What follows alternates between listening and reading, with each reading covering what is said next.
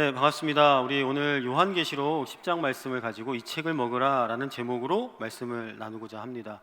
이 말씀을 준비하면서 올해 교회 표를 다시 한번 살펴봤는데, 여러분 올해 교회 표 무엇인지 아시죠? 뭐죠? 말씀에 부딪히는 삶. 전반기가 지났고 후반기를 시작했습니다. 이렇게 질문 드리고 싶어요. 말씀에 부딪히고 계십니까? 잘 피해 다니고 계십니까? 옆에 분들에게 한번 여쭤보시죠. 부딪히고 있습니까? 피해 다니고 계십니까? 이왕 잘 부딪힙시다. 이렇게 한번 인사하고 말씀 시작하면 좋겠습니다.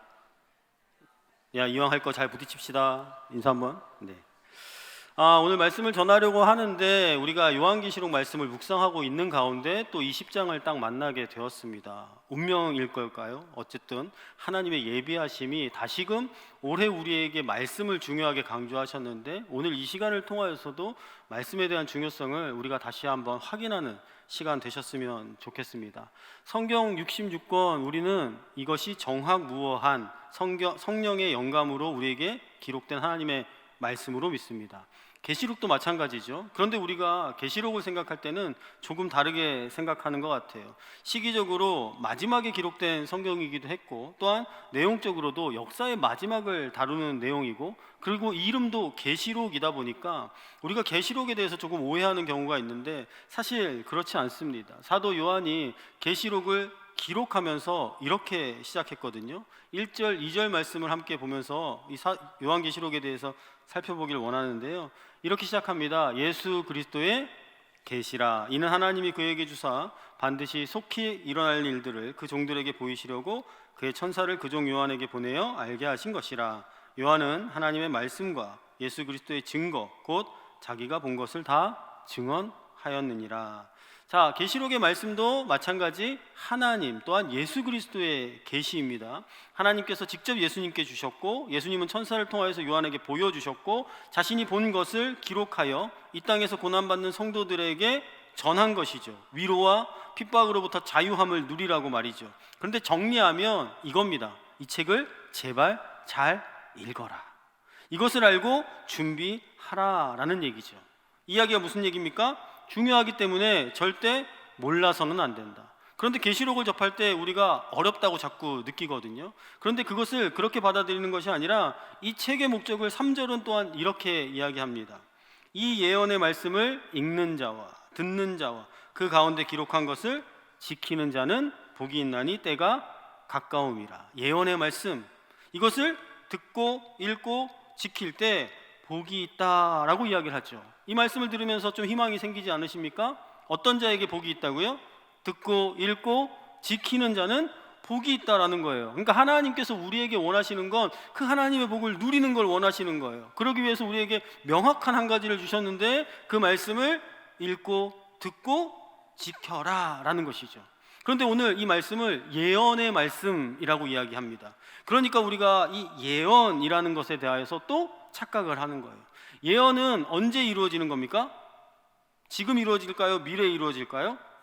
알지 못하지만 알 수 없는 미래에 이루어질 일들이라고 예언이 주어지죠. 그리고 그렇게 생각을 합니다.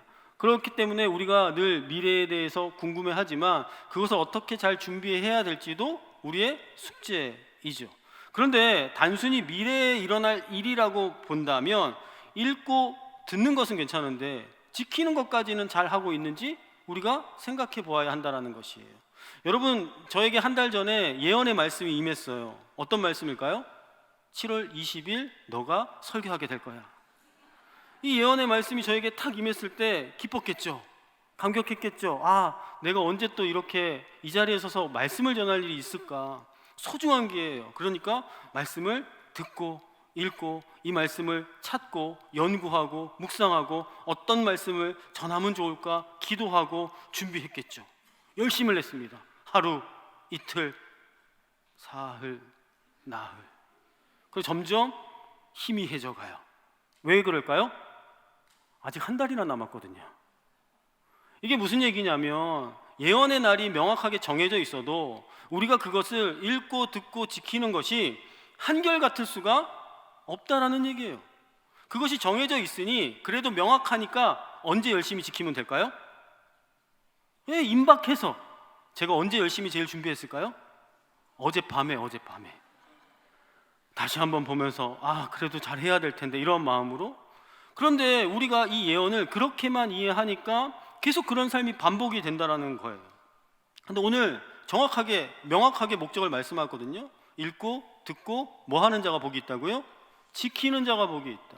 그러니까 이 지켜나가는 것이 우리에게 있어서 가장 중요하다라는 사실이에요. 지키지 않으면요, 복도 사라지는 거죠. 그러니까 하나님께서 오늘 우리에게 이 말씀을 주신 것은 우리가 하나님으로부터 누릴 가장 중요한 복이 무엇인지를 명확하게 기억하게 하게 하심이다 라는 것을 아셨으면 좋겠습니다. 성경이 그래서 우리가 단순히 먼 미래의 예언의 일들이 아니라 사실은 우리에게 중요한 그 미래를 예비하기 위해서 과거를 들어쓰고 오늘을 보게 하고 미래를 준비하게 합니다. 그리고 그 지키는 것은 먼 잊지 않을 나중을 위해서 준비되어 가면서 오늘을 살게 할 때 그것을 바로 지키게 한다라는 것이죠. 그래서 성경은 다시 한번 과거와 현재와 미래의 이야기 모두를 예언이라고 표현하는 것입니다. 오늘 우리가 읽은 본문은 이 예언의 말씀이 기독교가 가장 적대적인 상황 속에서 어려운 핍박 가운데서 성도가 성도답게 살아갈 수 있는 능력이 무엇인가를 다시 한번 강조하고 있는 본문이라고 이야기할 수 있을 것 같습니다. 오늘 요한계시록 10장 처음을 보시니까 이렇게 시작합니다. 내가 또 보니 힘센 천사가 구름을 입고 이렇게 이야기하면서 힘센 천사의 이야기를 말씀하거든요.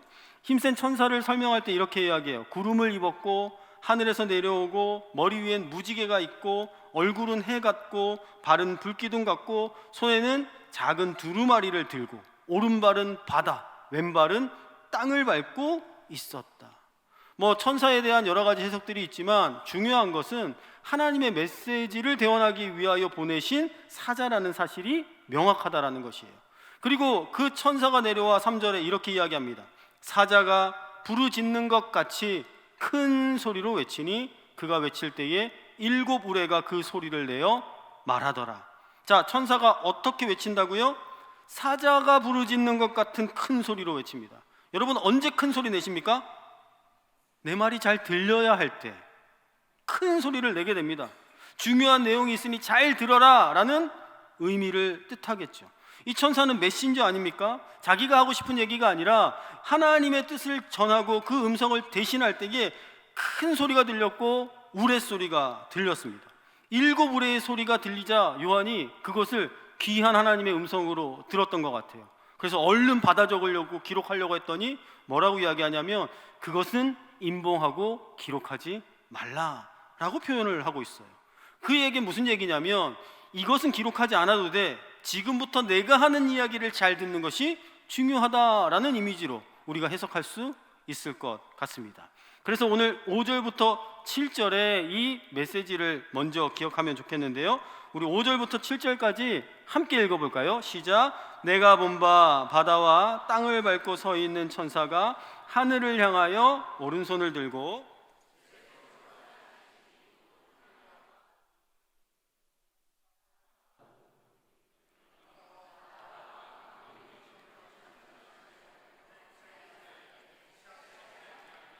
일곱째 천사가 소리내는 날 그의 나팔을 불려고 할 때에 하나님이 그의 종 선지자들에게 전하신 복음과 같이 하나님의 그 비밀이 이루어지리라 하더라. 자, 천사가 나타나 있고 그가 어떤 표지를 취하고 있냐면 하늘을 향하여 오른손을 들었다. 이 시대에 정확한 중요한 메시지를 선포하는 선포자의 자세를 취하면서 하나님의 메시지 그리고 하나님을 맹세하여 이른다라고 이야기합니다. 맹세라는 게 뭐죠? 어떠한 약속이나 어떠한 목표를 반드시 실천하겠다는 의지예요. 그를 맹세하면서 이야기한 것이 무엇이냐면 첫 번째, 지체하지 않는다. 이게 첫 번째 메시지고 두 번째 메시지는 뭡니까? 그 비밀이 이루어질 것이다. 근데 그 비밀은 앞의 내용과 연결됐어요. 선지자들에게 전하셨던 복음과 같은 비밀이 이루어질 거다. 이 두 가지를 정리해 보면 우리가 먼저 비밀에 대해서 알아봐야 할 필요가 있습니다. 이 비밀은 헬라어로 무스테리온이라는 단어로 쓰여졌어요. 영어로 하면 미스테리라는 단어예요. 그런데 이 단어는 원래 비결을 배운다라는 단어, 그러니까 배워서 알게 되는 단어에서 파생됐어요. 근데 그것이 비밀이래요. 무슨 얘기예요? 감추어져 있을 땐 모르지만 배워서 알게 될 땐 그것은 명확하게 드러난다는 의미죠.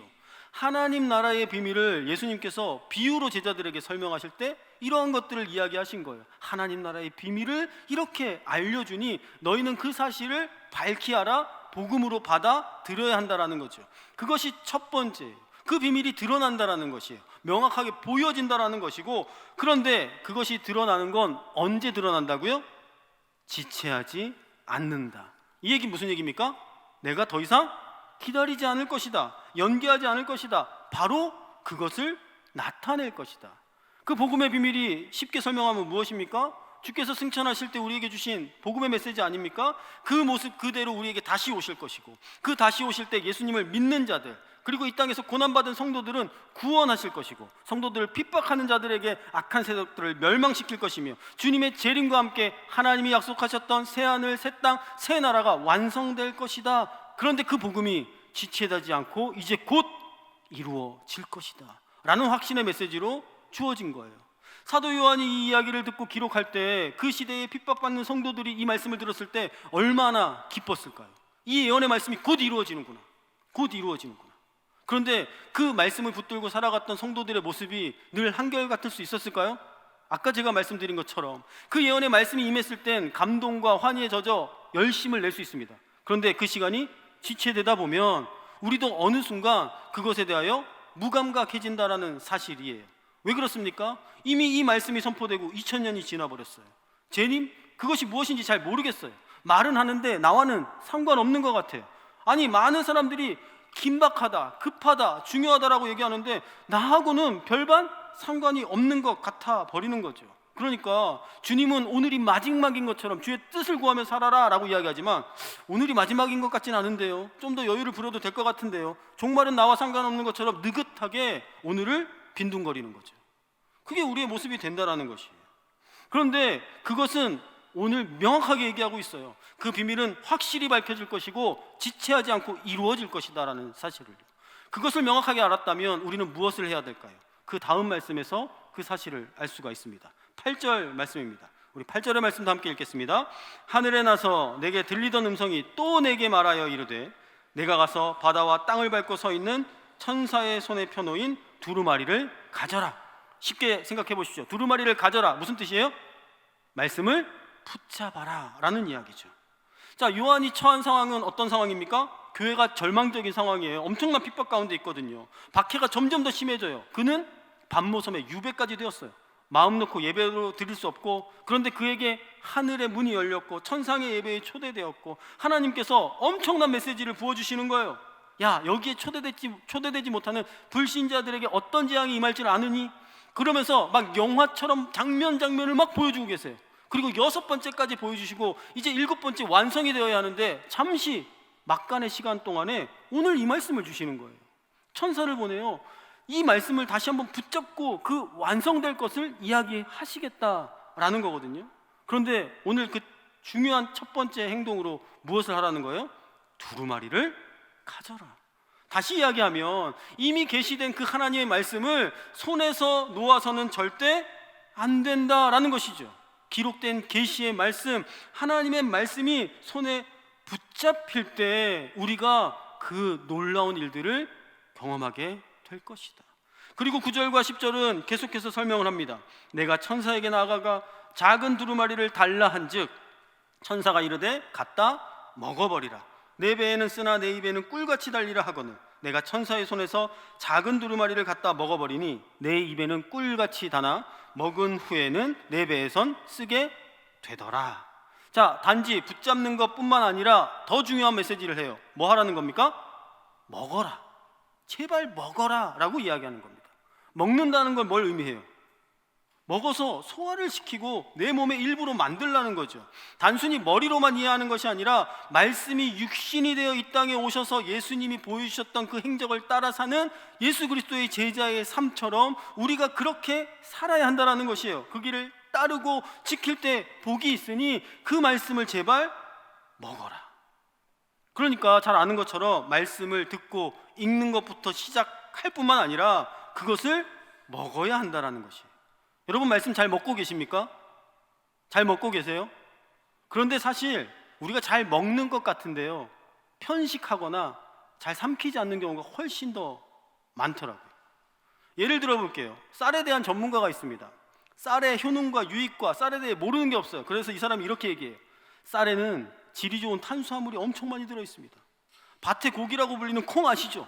콩보다도 우수한 단백질, 비타민, 미네랄 골고루 들어있어요. 이거 먹으면 살이 쫙쫙 빠져요. 비만의 효과적인 건강식품, 쌀을 꼭 드셔야 합니다. 드시겠어요? 안 드시겠어요? 드셔야겠죠. 근데 이 전문가가 이렇게 얘기하는 거예요. 근데 나는 빵 좋아해. 쌀에 대해 아무리 잘 알고 있으면 뭐예요? 쌀이 얼마나 효과적이면 뭐예요? 근데 나는 그거 안 먹어. 난 빵 먹을 거야. 이렇게 사는 삶과 우리의 삶이 별반 다르지 않다고요. 무슨 얘기예요? 자꾸 내가 아는 것, 내가 좋아하는 것 다른 곳에서 찾는 것이 아니라 하나님의 말씀을 제대로 소화시키고 먹어내는 것이 훨씬 더 중요하다라는 것이에요. 한 광고 CF처럼 씹고 뜯고 맛보고 즐기고 그 모든 것들이 내 삶 가운데 이루어져야 되는데, 씹고 뜯고 뱉어버리는 경우들이, 씹고 뜯고 조금만 소화시키고 조금만 먹는 거 편식하는 경우들이 훨씬 더 많다라는 것이죠. 그래서 그것을 제대로 먹는 것부터 우리의 삶에 실천해야 한다는 것입니다.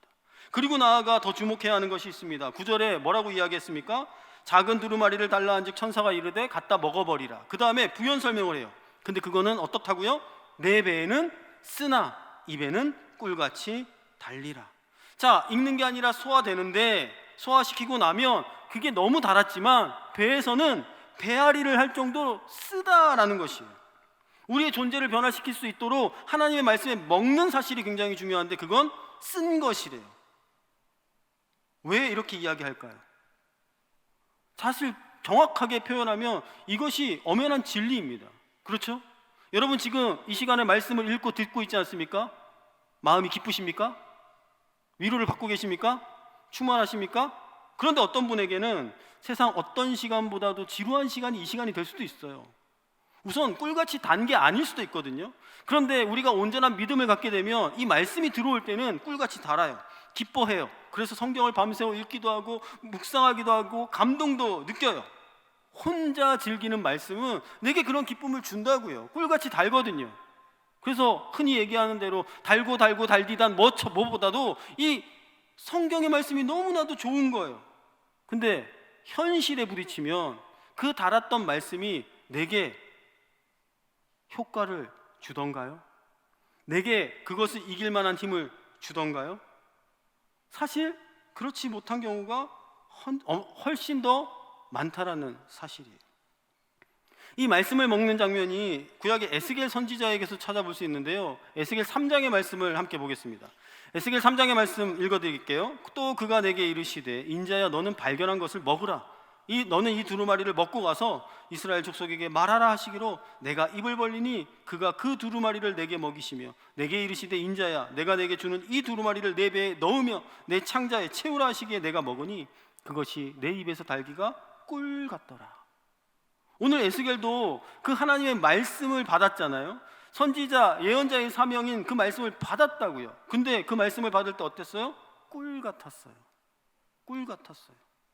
예레미야에서도 비슷한 말씀이 있는데 예레미야는 이렇게 기록합니다. 예레미야 15장 16절 17절 말씀인데요, 만군의 하나님 여호와시여 나는 주의 이름으로 일컬음을 받는 자라. 내가 주의 말씀을 얻어 먹었사오니 주의 말씀은 내게 기쁨과 내 마음에 즐거움이오나 내가 기뻐하는 자의 모임 가운데 앉지 아니하며 즐거워하지도 아니하고 주의 손에 붙들려 홀로 앉았사오니 이는 주께서 분노로 내게 채우셨음이니이다. 예레미야도 주의 말씀을 먹는 것은 뭐라고 표현하고 있어요? 기쁨이다, 즐거움이다 라고 표현하고 있어요. 그런데 그 말씀을 먹은 후에 웃고 떠들어대는 사람들과 함께 어울리지 않았대요. 왜요? 주님께서 분노로 채우셨기 때문에 내가 그들과 함께하지 않았다라는 것이에요. 왜 그렇습니까? 사실 에스겔이나 예레미야나 이 말씀이 꿀같은 하나님의 말씀이지만 그 내용은 무엇이에요? 이스라엘 향한 하나님의 심판, 애곡, 재앙의 말씀이었기 때문이에요. 나라가 망한다라는 그 말씀을 전해야 하니까 어떻게 잔치자리에 앉아있을 수 있겠냐라는 것이죠. 꿀같은 말씀을 먹었지만 이것이 우리의 배에 쓰다라는 건 이러한 의미를 의미하는 거예요. 하나님의 말씀을 받아 먹을 때는 꿀처럼 달지만 그 말씀대로 살아내는 것은 정말 배앓이를 해야 할 만큼 처절한 싸움이 있어야 한다는 거죠. 그래서 우리의 모습을 자꾸 점검해 봐야 한다는 것이에요. 내가 처한 상황에 그 말씀을 적용하고 살아내는 일 참 힘듭니다. 찬양하고 설교 듣고 좋아요. 용기와 희망을 가져요. 하나님이 위로해 주시는 것 같아요. 그 사랑이 다시 한번 내게 느껴지는 것 같아요. 근데 돌아서면 몸이 잘 따라주지 않아요. 말씀대로 살면 오히려 망할 것 같을 때가 훨씬 더 많아요. 여러분, 다윗과 골리앗의 사건 아시죠? 다윗이 골리앗을 무찌를 때 뭘로 무찌렀습니까? 물맷돌 5개, 그 중에 첫 번째 한 발로. 자, 우리가 이 얘기를 들으면 용기를 얻죠. 세상 가운데 나아가 골리앗과 같은 그 처한 환경과 상황 가운데 승리하리라. 말씀을 붙들고 나아가 하나님의 이름으로 내가 나아가리라. 그런데 우리가 그 상황에 맞닥뜨리면 여러분 어떤 마음 드세요? 물맷돌 갖고 나갈 거예요? 아니요. 제일 좋은 무기 준비될 때까지 기다려야죠. 만들어질 때까지, 개발될 때까지. 어딜 함부로 나갑니까? 죽으려고. 그렇지 않다라는 거예요. 우리의 삶이 늘 그렇다라는 거예요. 그러니 자꾸 성경을 읽는데도 불구하고 달라지는 게 없죠. 삶의 습관은 여전히 나를 지배하고 있죠. 교회 그렇게 오래 다녔는데 믿음 별로 상관없는 것 같아요. 근데 이렇게만 얘기하면 너무 비관적이죠. 이런데도 불구하고 그래도 우리가 말씀을 읽고 듣고 있다면, 그리고 내가 알지 못하는 상황에 편식이라도 조금씩 소화를 시키고 있다면 사실 우리에게 하나님의 달라지심을 경험하게 됩니다. 이전에는 문제되지 않았던 것들이 조금씩 불편해지기 시작해요. 내게 성경의 기준이라는 생각들이 싹트기 시작해요. 아니, 여전히 신경 쓰지 않으려고 했는데 말씀이 성경 말씀처럼 검보다도 예리하여서 혼과 영과 관절과 골수를 찔러 쪼개기까지 나를 계속 아프게 해요. 배를 찌르는 것 같아요. 배앓이를 하는 것 같아요. 그냥 두지 않으시고 자꾸 고쳐가려고 하나님께서 일하신다라는 사실이에요. 그리고 어느 순간 그러한 소아의 역할을 통하여서 우리는 나도 모르는 사이에 조금씩 성장하고 믿음을 받아들이게 되는 거죠. 여러분, 제가 이렇게 좀 세련되게 생겨서 서울 출신인 것 같아 보이지만 제가 고향이 강원도입니다. 너무 놀랍죠, 그렇죠? 고향이 강원도인데 강원도 산골에 살았어요. 산골에 살았으니 뭐 대단하겠는가라고 생각할 수 있지만 탄광이 한참 붐일 때 탄광촌에 살아서 학교도 어마어마했고 동네도 어마어마했고 운동장도 어마어마했고 골목도 널찍널찍했어요.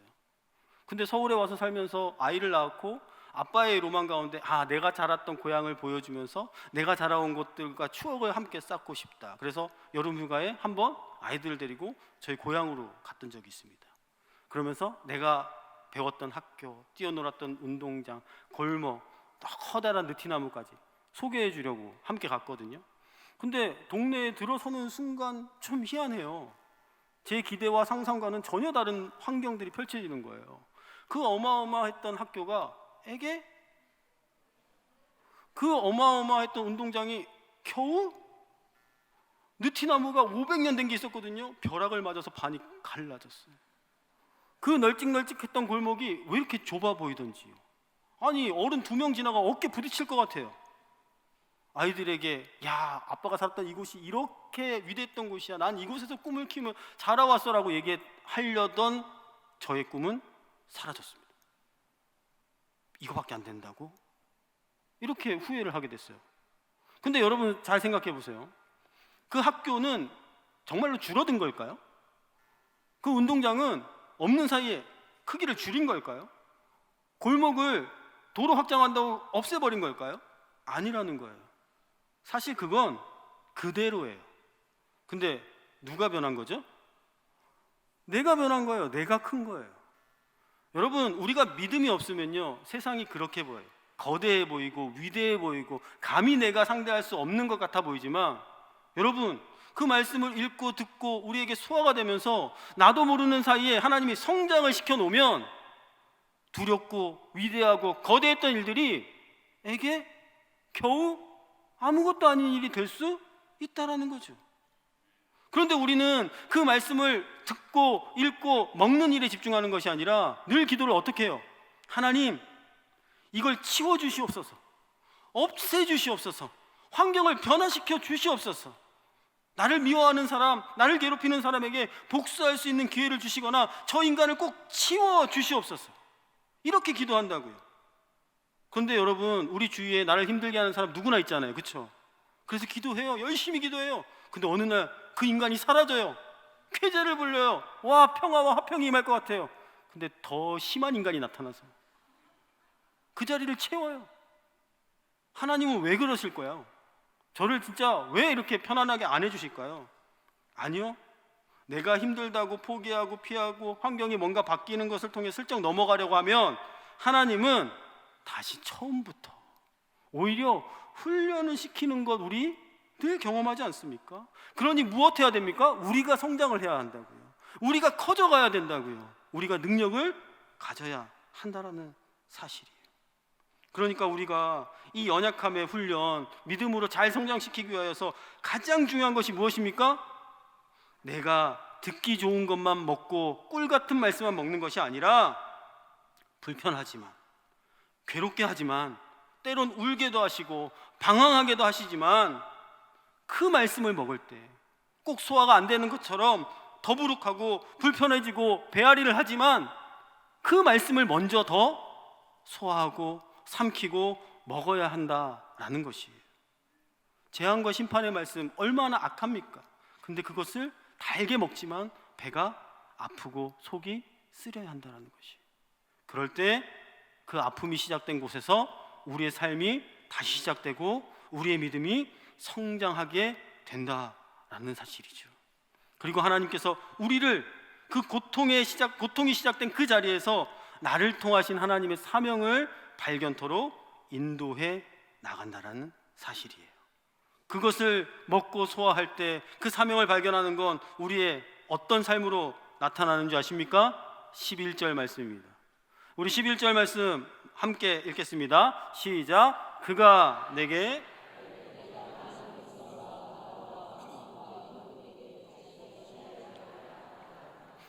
네, 11절 말씀 이렇게 이야기하죠. 내가 많은 백성과 나라와 방언과 임금에게 온 세상을 향하여서, 열방을 향하여서 뭐 하라는 거예요? 다시 예언해라. 그 말씀을 너가 소화시켰으면 이제 전하라는 것이에요. 너는 비록 쓴 말씀을 먹었을지 몰라도 그 말씀을 전하는 것이 그에게 주어진 소명과 사명이었다라는 사실이에요. 가감없이 쏟아놓고 그것을 예언해야 한다라는 것이죠. 반드시 이루어질 것이다라는 그 말씀을 선포하는 겁니다. 사실 사도 요한이 유배가 있지 않습니까? 혼자 거기서 평안히 그냥 남은 여생 즐기고 살다가 하나님 나라에 가도 별반 다를 것 없어요. 100세 가까운 나이에 그동안 혹독한 시련을 겪었잖아요. 말씀 전하다가 십자가 때문에 그가 어려움을 겪었잖아요. 더 이상 타협하지 않고 이곳에서 그의 여생을 잘 마무리해도 너무나도 좋을 일이에요. 그런데 하나님께서는 그 예언의 말씀을 주시면서 가장 중요한 것으로 말씀을 먹었으면 무엇하라는 것이에요? 다시 예언해라. 다시 예언해라. 그러니까 우리가 믿는 자라는 건 이 소명을 끝까지 지켜나아갈 때 하나님께서 주시는 복을 누릴 수 있는 겁니다. 영광스러운 환상을 목도하는 것으로 기뻐하는 것이 아니라 그 영광스러운 빛에 사로잡혀 있던 요한을 다시 불러서 말씀을 먹고 그 말씀을 선포하는, 그 말씀이 되어 말씀을 드러내는 너의 삶이 하나님으로 인하여 복된 삶이다 라고 이야기하고 있는 것이죠. 우리 이런 수많은 갈등이 있지 않습니까? 받아 먹을 때 달콤한데 말씀대로 살아내기 너무 힘듭니다. 사실 그렇습니다. 근데 긴장과 갈등이 없다면 우리는 성장할 수가 없는 거예요. 치열하게 이 싸움을 싸워나가는 것이 필요하죠. 그러니까 우리가 디모데후서 4장 2절의 말씀처럼 우리가 계속해서 힘써야 할 것은 바로 이 내용입니다. 너는 말씀을 전파하라. 때를 얻든지 못 얻든지 항상 힘쓰라. 범사에 오래 참음과 가르침으로 경책하며 경계하며 권하라. 이것이 우리의 삶에 이루어질 때 우리는 점점 성도답게 성장해 나아가며 성숙해지며 우리의 모임이, 우리의 교회가 더욱더 교회답게 바뀌어 가는 것입니다. 우리가 이 계시록의 말씀을 묵상하는 이유가 바로 이 메시지를 듣기 위함이라는 것이에요. 그것이 이렇게 열려진 건 확실한 건데 우리가 해야 할 것은 뭐라고요? 종말의 일들에 의한 궁금증을 갖는 것이 아니라 오늘을 그 말씀으로 살아내라는 것이에요. 배를 쓰리게 하는 그 말씀을 더욱더 먹으라는 것이에요. 그리고 그 말씀을 우리의 삶으로 드러내는 온전한 삶이 나타날 때 하나님의 복을 누릴 수 있다는 거죠. 오늘의 말씀을 통하여서 그 모든 것들을 기억할 수 있기를 소망합니다. 말씀을 정리합니다. 우리 오늘 말씀들 이렇게 나누었습니다. 재림은 반드시 속히 지체하지 않고 이 말이니 그 확실성과 긴박성을 꼭 기억하십시오. 배에는 쓰나 입에는 꿀같이 단 하나님의 말씀, 우리 끊임없이 먹어야 합니다.